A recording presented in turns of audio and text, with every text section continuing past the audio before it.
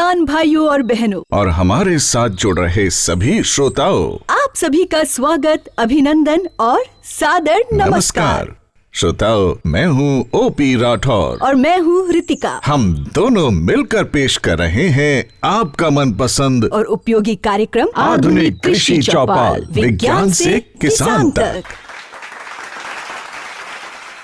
श्रोताओं, ये अनूठा कार्यक्रम हम आप तक पहुंचा रहे हैं भारत सरकार के कृषि एवं किसान कल्याण मंत्रालय के सौजन्य से और आकाशवाणी नई दिल्ली के प्रयास से। किसान भाइयों और बहनों, इस कार्यक्रम में आपको मिलेगी नई और उपयोगी तकनीकों की जानकारी, वैज्ञानिक सलाह और लाभकारी सरकारी योजनाओं की जानकारी, जिन्हें अपनाने से आपकी आमदनी बढ़ेगी, जीवन में खुशहाली आएगी। तो ध्यान से सुनिएगा ये पूरा कार्यक्रम और जरूरी बातें, काम की बातें नोट करते रहिएगा। किसान भाइयों और बहनों, आज हम आपको बताने जा रहे हैं खरीफ की फसलों से ज्यादा पैदावार कैसे ली जाए और ज्यादा से ज्यादा आमदनी कैसे की जाए। इस बारे में वैज्ञानिक उपाय और तकनीकी जानकारी देने के लिए हमारे साथ जुड़ रहे हैं अनुभवी कृषि वैज्ञानिक। आधुनिक कृषि चौपाल में सभी वैज्ञानिकों का स्वागत और अभिनंदन। और हम स्वागत करते हैं हमारे साथ जुड़ रहे किसान भाइयों का भी, जो अपनी शंकाओं का, सवालों का यहीं पर तुरंत समाधान पा सकेंगे। किसान भाइयों और बहनों, चौपाल में चर्चा शुरू करने से पहले आपको सरकार के अहम कदम, एक नई पहल के बारे में बताना चाहेंगे। कृषि एवं किसान कल्याण मंत्रालय ने एक नई सोच, एक नए इरादे के साथ देश भर में विकसित कृषि संकल्प अभियान शुरू किया है। इसमें कृषि वैज्ञानिकों की टीम ने गांव-गांव में, खेत में जाकर किसानों के साथ बातचीत की, उन्हें अधिक उपज लेने के गुर बताए और ये भी बताया कि उनकी खेत की मिट्टी के लिए कौन सी फसल, कौन सी किस्म सबसे ठीक रहेगी। श्रोताओं, ये सब कुछ आने वाली खरीफ की मौसम को ध्यान में रखकर किया गया है। इस अनूठे अभियान को 29 मई से 12 जून तक पूरी लगन, उत्साह और समर्पण के साथ लागू कर दिया गया और इसे बहुत बड़ा तथा व्यापक अभियान बनाया गया। बिल्कुल, लगभग 16,000 वैज्ञानिकों की 2700 से ज्यादा टीमें बनाई गईं, जिन्होंने 1 लाख से ज्यादा गाँव में जाकर किसानों से सीधे संपर्क और संवाद किया। इस तरह के 55,000 से ज्यादा संवाद कार्यक्रमों में वैज्ञानिकों ने 1 करोड़ 12 लाख से अधिक किसानों को वैज्ञानिक उपाय बताए। इसका लाभ निश्चित रूप से हमारे किसान भाई उठाएंगे। उनके खेतों की उपज बढ़ेगी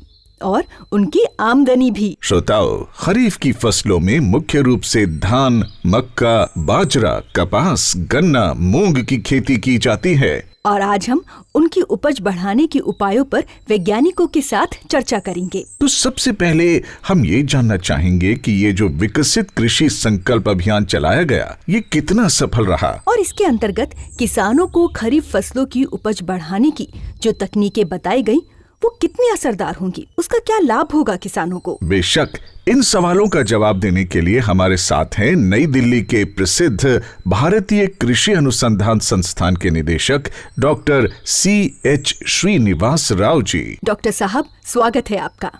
हम लोग कम से कम 1.5 करोड़ का जो किसान के साथ ये संपर्क योजना में शामिल किया। हमारा डिस्कशन हुआ था नया बीज का कैसे यूज़ करना चाहिए, जो सीड रिप्लेसमेंट कैसे ज़रूरी है, बारिश थोड़ा जल्दी आने वाला है, उसके अनुसार हम लोग जो बीज है, बीज का टेक्निक कैसे करना चाहिए वो बताया गया। इसके साथ साथ पूरा देश में जो जलवायु परिवर्तन का मुख्य समस्या है, चैलेंज भी है, उसके अनुकूल हम लोग कैसे आगे लेके जाना चाहिए, वो भी हम लोग डिस्कस किया था। जो सॉइल हेल्थ कार्ड बेसिस पर हम लोग परीक्षण करके कहाँ तक हम लोग खाद डालना चाहिए, वो भी हम लोग डिस्कस किया। उसके साथ साथ हम कीड़ा वगैरह जो होता है, जो इंटीग्रेटेड पेस्ट मैनेजमेंट है, डिसीज मैनेजमेंट, वो भी हम लोग डिस्कस किया। इसके साथ साथ फसल के अलावा जो गाय बकरे के साथ है, फॉडर क्रॉप्स के साथ, फिशरीज के साथ है, ये किसान भाई बहनों से हम लोग डिस्कस किया था। संपर्क से हमारा ये उम्मीद है कम से कम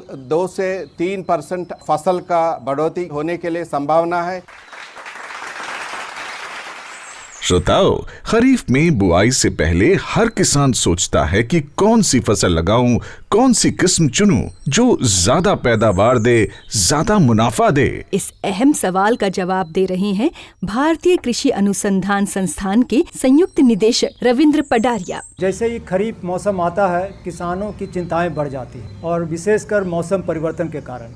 मैं सभी किसान भाइयों से यही अनुरोध करूंगा कि जब फसल प्रजाति या फसल का चुनाव करें तो ये ज़रूर ध्यान में रखें कि वर्षा के संबंधित में क्या सूचनाएं उपलब्ध हो रही हैं। विभिन्न माध्यम से जानकारी प्राप्त करनी चाहिए क्या होने वाला है, ताकि हम उस फसल और उस प्रजाति का चुनाव करें। हमें ये भी देखना है कि किस मिट्टी में कौन सी प्रजाति अच्छी होगी। कहीं हल्की मिट्टी है, कहीं भारी मिट्टी है। मिट्टी का हमारा क्या आधार है, जल कैसा हम उपलब्ध है, बरसात कैसे होने वाली है, इन प्रजातियों को ध्यान में रखना चाहिए। दूसरी बात, जो हम पौराणिक विधि से चलते आ रहे थे कि धान हो, गेहूं हो, जो करते आ रहे थे कर रहे थे, लेकिन अगर हमें अधिक आमदनी अर्जित करनी है तो हमें फसल विविधीकरण की तरफ भी जाना पड़ेगा। लेकिन मैं यहाँ बताना चाहूँगा कि बहुत सारे ऐसी फसल हैं जो नए तरह से अगर किसान करें, जैसे सब्जी की है और बेमौसमी फसलों की सब्जी है, उसी तरह से फल हैं, और जिस तरह से आप समाहित कर सकते हैं इसमें, ताकि आपका कुछ रकबा उन फसलों की तरफ जाए।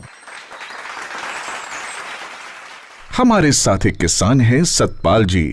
सतपाल जी, क्या सवाल है आपका? एक जो हमारी समस्या है जो किसानों की, एक बीज की पैदावार, एक किस्म वो अच्छी पैदावार देती है, दूसरे खेत में वो अच्छी पैदावार नहीं दे पाती। जो खरीफ के लिए जो बीज है वो हम कैसे चुने और इसके लिए हम क्या सावधानी बरतें, मिट्टी और जलवायु को देखते हुए बीज का चयन कैसे करें? इसका जवाब लेते हैं डॉक्टर गोपाल कृष्णन जी से। आप संस्थान के अनुवांशिकी विभाग के अध्यक्ष हैं, तो आप क्या कहना चाहेंगे सतपाल जी से? मिट्टी, पानी और बदलते हुए जलवायु परिवर्तन को ध्यान में रखते हुए अच्छा किस्म और उन्नत बीज चुनना चाहिए। और उन्नत बीज यानी सर्टिफाइड सीड्स, या तो ट्रूथफुली लेबल्ड सीड जो TL सीड्स बताते हैं, उसको ऑथराइज्ड एजेंसी से, जैसा ICR इंस्टीट्यूट्स हैं, स्टेट एग्रीकल्चर यूनिवर्सिटीज़ हैं, उन्हीं से बीज हमको लेना चाहिए। यही अच्छा मूल्य है प्रोडक्शन के लिए। हमारे बीच से किसान कुलदीप जी का भी एक सवाल है। अभी मॉनसून का मौसम आया हुआ है, तो कई बार मॉनसून जल्दी आ जाती हैं, कई बार लेट आती हैं, कई बार ज़्यादा आती हैं, कई बार कम आती हैं। तो उसमें किसान को कैसे खरीफ की फसल में ज़्यादा लाभ हो सके कि कम मॉनसून आए तो भी ज़्यादा खरीफ की फसल मिल सके, और ज़्यादा में भी कैसे उस हल किया जा सके। इस महत्वपूर्ण सवाल का शंका का समाधान कर रही हैं भारतीय कृषि अनुसंधान संस्थान की प्रधान वैज्ञानिक डॉक्टर अनंता वशिष्ठ जी। और मानसून में आप देखते हैं कि कभी बहुत ज़्यादा बारिश हो जाती है, कभी कम बारिश हो जाती है। तो इस बार जो बारिश होगी वो सामान्य होगी, और जैसे हमारा मध्य भारत है या दक्षिण प्रायद्वीप भारत है, उसमें सामान्य से भी अधिक बारिश होगी। लेकिन जो हमारा उत्तर पश्चिम का इलाका है, इसमें सामान्य बारिश होगी। तो इसके लिए सबसे पहले होता है कि आपको फसलों का चुनाव करना है। जैसे हमारी अभी कई प्रकार की फसलें लगती हैं। आपकी धान की फसल जैसे हमारी प्रमुख फसल है, इसके अलावा दलहनी फसलें हैं, सब्जी वर्गीय फसलें हैं। तो हमारी कई फसलें हैं जिनको पानी बहुत अच्छा लगता है, वाटर लविंग हम कहते हैं। तो हमको अभी से उसको प्रबंधन करना है उसके हिसाब से, क्योंकि जलवायु परिवर्तन की वजह से मौसम में काफी विविधता है। हमने कहा कि मानसूनी वर्षा तो सामान्य होगी, लेकिन इसका वितरण कैसा होगा। कई बार आप देखते हैं कि जो बारिश जो है 3-4 दिन होने वाली है, वो बारिश आपकी 1 या 2 दिन में ही हो जाती है। कई बार तो 4-5 घंटे में बरस जाता है पूरा पानी। तो उससे क्या होता है कि वाटर लॉगिंग जैसी समस्या आ जाती है हमारे खेतों में। और जो भी फसलें हमारी हैं, अगर आपने सब्जी वर्गीय फसलें लगाई हैं या दलहनी फसलें लगाई हैं, तो उसमें वाटर लॉगिंग से उनकी फसलें खराब होने की समस्या आ जाती है। ड्रेनेज की व्यवस्था कीजिए, पानी की निकासी की करें। और मैं तो ये कहूँगी कि जहाँ भी आप निकासी कर रहे हैं वहाँ पे जैसे एक पॉन्ड बना दीजिए अभी से, या जैसे अमृत सरोवर का जैसे अभियान है कि अमृत सरोवर भी आप बना सकते हैं, या खेत के पास आप कोई पॉन्ड या तालाब बना दीजिए। तो जो भी आप निकासी कर रहे हैं आप खेत से, तो पानी वो वहीं पे एकत्रित हो जाएगा। क्योंकि मानसून में क्या होता है, कुछ दिन होते हैं जिसको हम कहते हैं गीला पीरियड, और कुछ समय होता है ड्राई पीरियड, सूखा पीरियड। तो अभी आपके जो सूखा पीरियड है वो ज्यादा हो रही है, उनमें बढ़ोतरी आ रही है। तो जो पानी हमने खेत से एकत्रित किया है आपका, तो उसको फिर आप जैसे पंप के सहारे या किसी और माध्यम से फिर से आप उनको फसलों में लगा सकते हैं। किसान भाइयों और बहनों, मौसम से आगे बढ़कर अब बात करते हैं मिट्टी की, मिट्टी के स्वास्थ्य की। भारत सरकार द्वारा मृदा स्वास्थ्य कार्ड की एक बड़ी योजना चलाई जा रही है। किसान भाई इसका लाभ कैसे उठाएं? बता रहे हैं संस्थान के मृदा विज्ञान संभाग के अध्यक्ष डॉक्टर देवाशीष मंडल जी। देखिए, मृदा स्वास्थ्य कार्ड एक बहुत ही महत्वपूर्ण विषय है। मृदा स्वास्थ्य कार्ड आप देखेंगे तो इसमें आपको लगभग 12 जो पैरामीटर्स हैं, जिसको हम मापदंड बोलते हैं, उसका जानकारी आपको मिलता है। जैसे उसमें पीएच है, ईसी है, जैविक कार्बन का मात्रा, उपलब्ध नाइट्रोजन, उपलब्ध फास्फोरस, उपलब्ध potassium, zinc, iron, copper, manganese, boron और सल्फर, ये 12 पैरामीटर का जानकारी आपको मिलता है। तो इसके अनुसार आपको अच्छा करने के लिए उसका जो मांग है उस भूमि में, जो उसमें हम कौन सा फसल लेने जा रहे हैं, क्योंकि अलग अलग फसल की मांग अलग अलग मात्रा में होते हैं। जो उर्वरक है उसका अगर प्रबंधन करेंगे तो आपका लागत भी उस हिसाब से कम होगा और पैदावार अच्छा होगा। और दूसरा है कि जो पर्यावरण में जो नकारात्मक जो प्रभाव है वो भी बहुत कम होगा। डॉक्टर मंडल, इसी से जुड़ा एक सवाल है किसान विजेंद्र का। इनकी शंका का भी समाधान कीजिए। हम यूरिया और डीएपी का उपयोग करते हैं, लेकिन खरीफ फसल के बेहतर उत्पादन के लिए हमें कौन कौन से उर्वरकों का उपयोग करना चाहिए? देखिए, केवल यूरिया और डीएपी किसी भूमि में डालने से बहुत अच्छा नहीं होता है, लेकिन अधिकतर किसान अगर उर्वरक की बात है तो यूरिया और डीएपी डालते हैं। सभी लोग जानते हैं कि यूरिया में नाइट्रोजन लगभग 46% होते हैं और डीएपी में नाइट्रोजन 16% और फास्फोरस 46% होते हैं। लेकिन आपको बेहतर पैदावार लेने के लिए 17 आवश्यकीय पोषक तत्व में ध्यान देना चाहिए, ना कि केवल 2 पोषक तत्व के ऊपर ध्यान देने चाहिए। इसके अलावा भी जो लगभग 15 उर्वरक हैं वो आपको डालना चाहिए। तो उसको डालने के लिए अलग अलग जो साधन है वो उसका आपको इस्तेमाल करना चाहिए। अगर बहुत ही संक्षेप में मैं बताना चाहूँगा तो ये कह सकता हूँ कि जैविक खेती और जो जैविक साधन आपके पास है, जैसे कंपोस्ट है, गोबर का खाद है, हरी खाद है, इसके साथ साथ उचित मात्रा में आपको रासायनिक का इस्तेमाल करना चाहिए और पर्यावरण में जो हानिकारक प्रभाव है वो भी थोड़ा कम हो जाएगा। श्रोताओं, खरीफ की फसलों की तरफ मुड़ें तो धान सबसे प्रमुख फसल है और धान की सीधी बिजाई एक नई और क्रांतिकारी तकनीक है जिसे अपनाने की सिफारिश भी की जा रही है। इस तकनीक और इसके लाभों के बारे में बता रहे हैं डॉक्टर एस राठौर, अध्यक्ष सस्य विज्ञान संभाग, भारतीय कृषि अनुसंधान संस्थान, पूसा, नई दिल्ली। सीधी बिजाई हम जैसा 2 तरीके से करते हैं। एक तो आपका बोलते हैं ड्राई डीएसर और एक बोलते हैं वेट डीएसर। तो जिसमें वेट डीएसर हमारा इस एरिया के लिए नहीं है क्योंकि यहाँ पानी ज़्यादा नहीं होता है। ज़्यादातर हरियाणा, पंजाब और आपका दिल्ली एनसीआर के लिए ड्राई डीएसर सबसे ज़्यादा अनुकूल है। और ड्राई डीएसआर में भी हम लोग 2 तरीका करते हैं। एक बोलते हैं तरबतर, जिसको पानी पहले दिया जाता है, 1 हफ्ता के बाद हम उसको बिजाई करते हैं। और दूसरा है आपका बिजाई के बाद तुरंत पानी दिया जाता है। सबसे ज़्यादा समस्या जो होता है आपका डीएसआर में वो है खरपतवार। आप जानते हैं जैसा ट्रांसप्लांटिंग जो आप रोपाई के तरह धान लगाते हैं उसमें पानी ही आपका हर्बिसाइड का काम करता है, क्योंकि पानी आपका 1 हफ्ता 15 दिन पानी रहता है तो उसमें कोई भी आपका खरपतवार नहीं आता है। बट सीधी बिजाई में सबसे ज़्यादा समस्या है खरपतवार। तो इसके लिए पूसा संस्थान से 2 किस्में आपका डेवलप किया है, जिसमें आपका इमाजथापायर बोल के एक खरपतवार है जिससे आपका सहनशील है। फिर उसमें धान लगाने के बाद कोई भी खरपतवार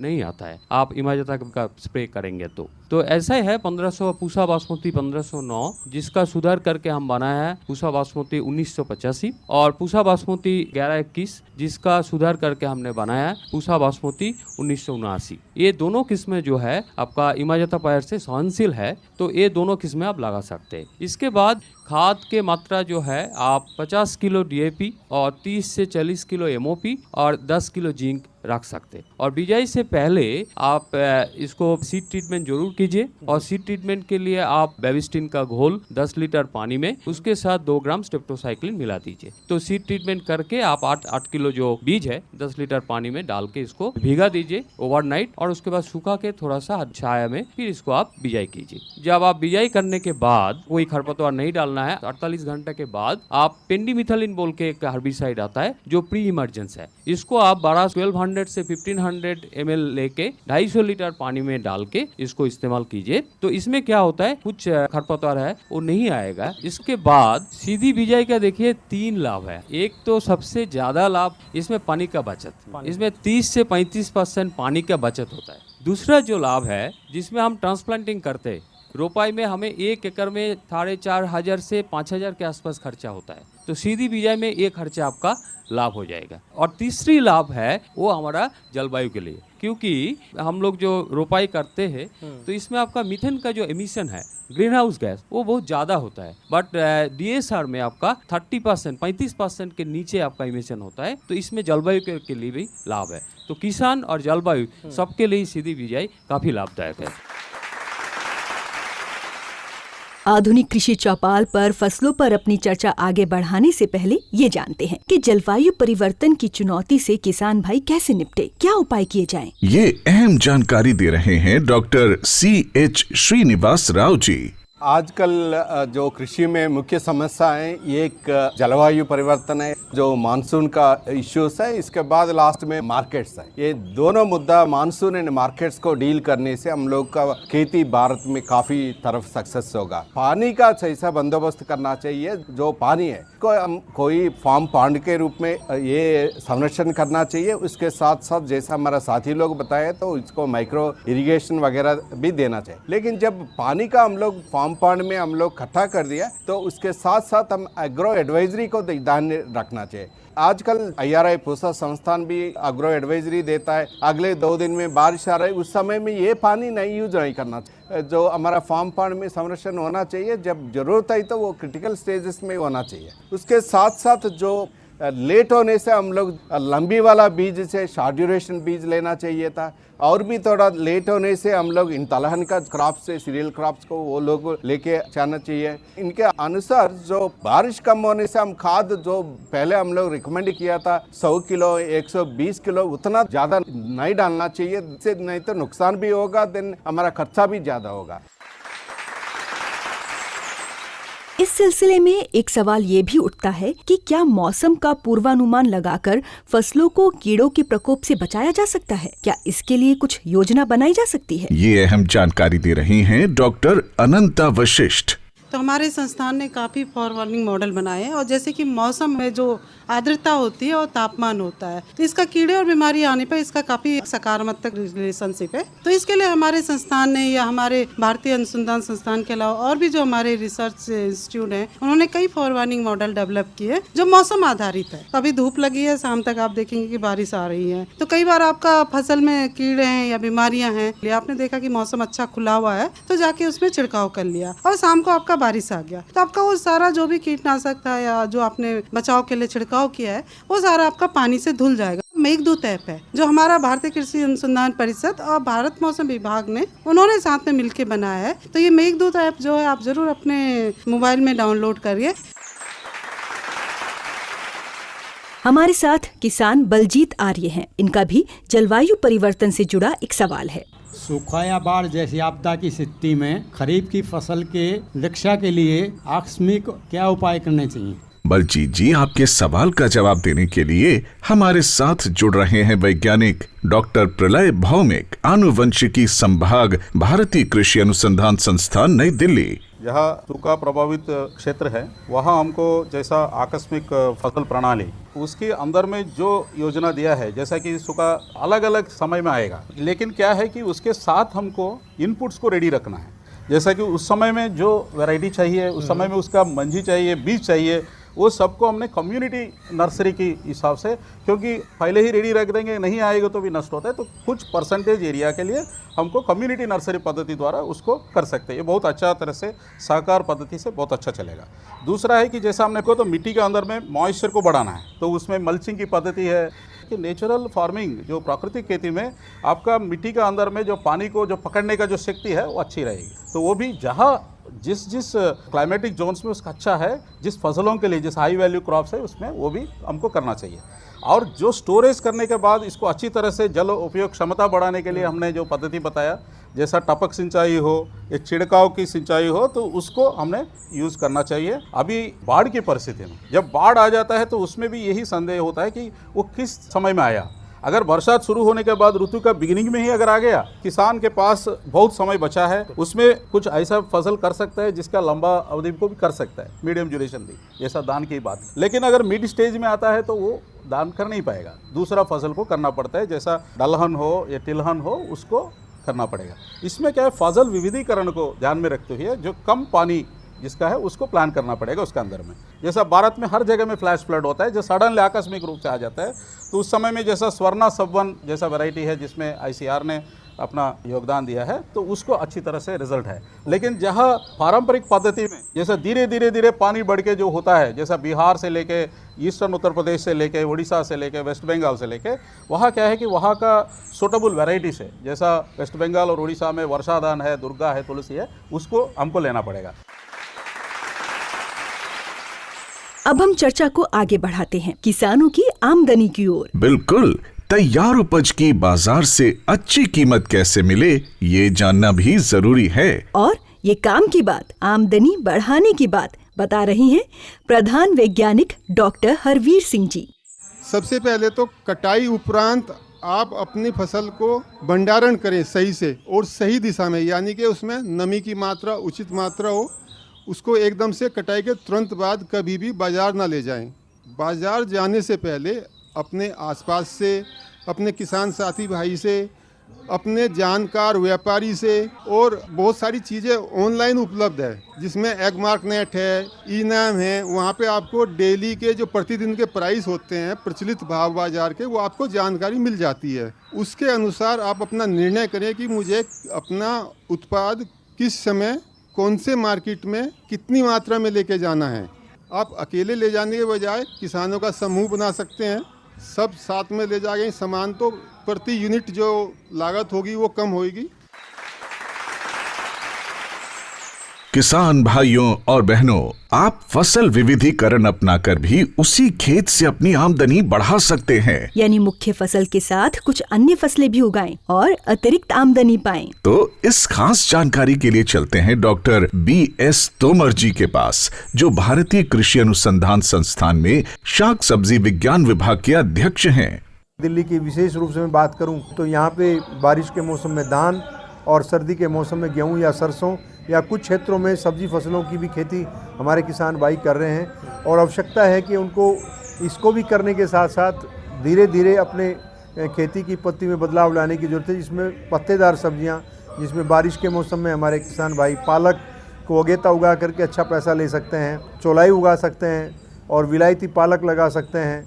इसके साथ साथ जो है और जो अगेती फूल गोभी है उसको उगाया जा सकता है। उसकी अभी पोट डालने का समय आ गया है, उसमें पूसा मेघना जैसी किस्मों को हमारे किसान भाई चुन सकते हैं, या बैगन की खेती को अपने यहाँ बढ़ावा दे सकते हैं। और बागवानी फसलें जिनका मैंने चर्चा किया, इनकी जो अवधि है वो कम होने के कारण किसान को कम समय में 2 फसलें ले सकता है। जब तक हम धान की 120 से 130 दिन में फसल लेते हैं, तब तक हम सब्जी की 2 फसलों को ले सकते हैं। तो विविधीकरण हमारी आज की आवश्यकता है और समय की मांग है। और शहरी क्षेत्रों में, विशेषकर जो पेरी अर्बन क्षेत्र हैं, उनमें हमें बागवानी फसलों को अपनाने की आवश्यकता है। डॉक्टर हरवीर जी, बाजार के बारे में हमारे किसान कुलदीप सिंह आपसे एक सवाल पूछना चाहते हैं। मेरा सवाल है कि खरीफ की फसलों में ट्रेडिंग के लिए किसान को कौन कौन से प्लेटफार्म हैं, हमें बताया जाए। जहाँ तक बाजार की बात है, उसमें भी उन्नत तकनीक बहुत सारी हमारे सामने हैं, जैसे कि ई-नाम उनमें से एक है, जिसको राष्ट्रीय कृषि बाजार कहा जाता है। वहाँ पे आप अपना रजिस्ट्रेशन करा के न केवल आसपास की बल्कि पूरे देश की मंडियों की जानकारी, उनके भाव, क्या प्रचलित भाव है, उस सब की जानकारी आपको मिल सकती है। दूसरा ये है ई मंडी के अलावा कि हमारे पास कुछ बहुत सारे प्राइवेट प्लेयर्स हैं, जैसे कि देहात, निंजा कार्ट और कुछ बहुत सारी प्राइवेट कंपनी है जो कॉन्ट्रैक्ट फार्मिंग भी करती है। उसमें आपको फ़ायदा ये होता है कि आपका भाव आपको मालूम रहता है पहले से कि क्या मुझे भाव मिलेगा। तो एक तरह से जो बाजार का रिस्क होता है वो बहुत हद तक कवर हो जाता है कि आपको तयशुदा भाव मिलेगा ही मिलेगा। हमारे साथ एक और किसान है ज्ञान सिंह जी। इनका भी आमदनी बढ़ाने से जुड़ा एक सवाल है। खरीफ फसल के लिए किसान अपनी अतिरिक्त आमदनी कैसे कर सकता है? इसका जवाब दे रहे हैं भारतीय कृषि अनुसंधान संस्थान पूसा नई दिल्ली के प्रधान वैज्ञानिक डॉक्टर जय प्रकाश सिंह डबास जी। कि किसान जो पैदा खर्चा कर चुका है, लेकिन उसे लाभ उठाने के लिए एक तो प्रोसेसिंग, वैल्यू एडिशन और ग्रेडिंग और उसकी कैसे मार्केटिंग करनी है, सारी बात उसमें आ जाती है। जैसे अभी खरीफ की बात चल रही है, खरीफ में किसानों भाइयों को बीज भी खरीदना है, खाद भी खरीदना है, दवाइयाँ भी खरीदनी है। जब वो अलग अलग दवाई लेने जाते हैं दुकान पे तो उनको ज़्यादा पैसा देना पड़ता है। लेकिन ये संगठन जो हमारा FPO बना है या कोऑपरेटिव सोसाइटी है या जो किसानों का क्लब है, ये उसको सारा क्लब करके एक साथ खरीदते हैं तो बीज भी सस्ता मिलेगा, उसकी गुणवत्ता भी अच्छी होगी, साथ साथ में जो हमारी दवाइयाँ हैं उनकी गुणवत्ता भी अच्छी होगी, वो भी सस्ती मिलेगी। तो जितने भी मार्जिन ट्रेडर्स को जाने थे वो सारे के सारे हमारे FPO को आएंगे, और FPO को जब आएंगे तो जितने भी हमारे FPO के सदस्य हैं तो उनके अंदर बढ़ जाएंगे। तो एक तो आपकी लागत कम होगी, लागत के साथ साथ में जो आपने पैदा किया है उसका आप ज़्यादा मूल्य ले पाएंगे, उससे ज़्यादा मुनाफा लेने के लिए आपको कुछ न कुछ नवाचार करना पड़ेगा, और ये समय की मांग है। श्रोताओं, एक बार फिर खरीफ की मुख्य फसल धान की ओर वापस लौटते हैं और जानते हैं धान की ऐसी नई किस्मों के बारे में जो मौसम का उतार चढ़ाव सह सकती है और उपज भी अच्छी देती है। किसान भाइयों, ये नई जानकारी दे रहे हैं भारतीय कृषि अनुसंधान संस्थान के संयुक्त निदेशक अनुसंधान डॉक्टर C विश्वनाथन। ब्रीडिंग हम करते आ रहे हैं, 150 साल से ब्रीडिंग चल रहा है। उसमें वो पुराना मेथड में ज़्यादा टाइम लगता है, एक किस्म रिलीज़ करने में 15 साल लगता है वो नया किस्म बनाने में। अभी एक जीनोम एडिटिंग नाम से एक नया टेक्निक आया, वो टेक्निक यूज़ करके हमने 2 किस्मों ICR ने बनाया। ये किस्म हमारा पूसा कृषि अनुसंधान संस्थान नई दिल्ली ने बनाया। उस किस्म का नाम है पूसा DST राइस 1 में MTU 1010 करके एक किस्म है, उसको सुधार करके बनाया। उस किस्मों में हमने सैलिनिटी टॉलरेंस, अल्कलिनिटी टॉलरेंस और ड्राउट टॉलरेंस उसमें सुधार किया है। ये धान कम पानी में उगा सकता है और उसमें सैलिनिटी अल्कलिनिटी में भी उग सकता है। इसमें 10 से 30% तक उसमें प्रोडक्टिविटी और MTU 1010 का कंपैरिजन में ज़्यादा प्रोडक्टिविटी देता है। और दूसरा किस्म हमने रिलीज़ किया ये कमला, ये Indian institute of rice research Hyderabad ने रिलीज़ किया है। ये संबा मसूरी करके ये एक्सपोर्ट क्वालिटी दाना है, उसको सुधार करके बनाया। इसमें ग्राइंड नंबर बढ़ाया, एक बाली में ग्राइंड बनता है 150 से, इसमें 300 ग्राइंड नंबर बढ़ता है। उसी टाइम इसका ड्यूरेशन कम हो जाता है, 150 दिन से 125 दिन हो जाता है। ये 25 दिन कम हो जाता है, प्रोडक्टिविटी 30% बढ़ जाता है। इसलिए पानी का जरूरी कम हो जाता है, 3 से 4 पानी कम दे सकते हैं, हमारा प्रोडक्टिविटी 25% बढ़ता है। इसलिए इन दोनों किस्मों से किसानों को प्रोडक्टिविटी बढ़ेगा, उससे हमारा आमदनी भी बढ़ेगा। ये नया टेक्निक से बनाया हुआ एक किस्म है।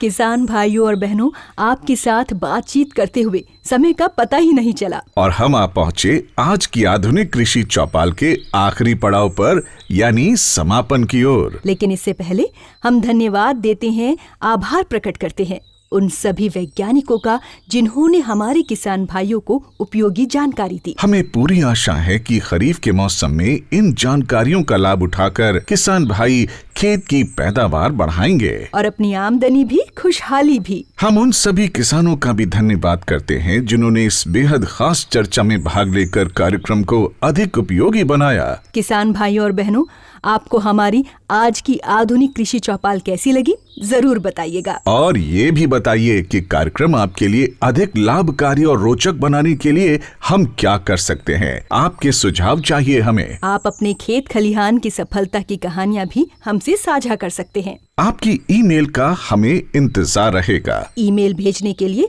हमारा पता नोट कर लें, kkbongold@gmail.com। ईमेल पता एक बार फिर सुन लें, kkbongold@gmail.com। अब हम समापन करते हैं आज की आधुनिक कृषि चौपाल की, इस वादे के साथ कि हम आधुनिक कृषि चौपाल के एक नए अंक के साथ, एक नए विषय के साथ जल्द ही आपसे फिर रूबरू होंगे। तब तक के लिए हमें दीजिए विदा और ख्याल रखिए अपना, अपने परिवार का और खेत खलिहान का भी। नमस्कार।